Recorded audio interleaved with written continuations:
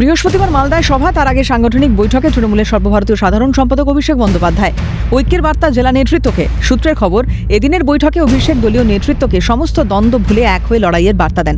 তিনি বলেন, নিজেদের মধ্যে ঝামেলা করার সময় নয়, সবাইকে একসাথে কাজ করতে হবে।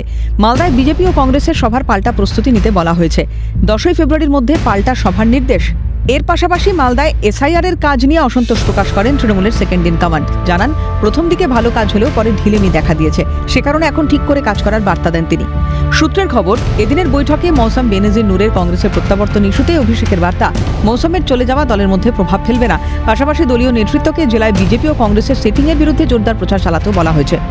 সামনে নির্বাচন, সকলকে একত্রিতভাবে একসাথে চলে বিজেপি, কংগ্রেস এবং সিপিএমের বিরুদ্ধে জোরদার প্রচারে নামতে হবে। এবং তার পাশাপাশি সামনে কিছু পরিযায়ী নেতারা বিভিন্ন জায়গা থেকে আসবে, বিজেপির তরফ থেকে প্রধানমন্ত্রী বা কংগ্রেসেরও কয়েকজনের আসার কথা আছে। তাদের বিরুদ্ধে আমরা জেলা নেতৃত্ব জানিয়েছি যে আমাদের পাল্টা সভা করার জন্য তিনি নির্দেশ দিয়েছেন। সামনের কিছুদিনের মধ্যেও আমাদের এখানে একটা বড় সভা হতে যাচ্ছে, পাল্টা সভা।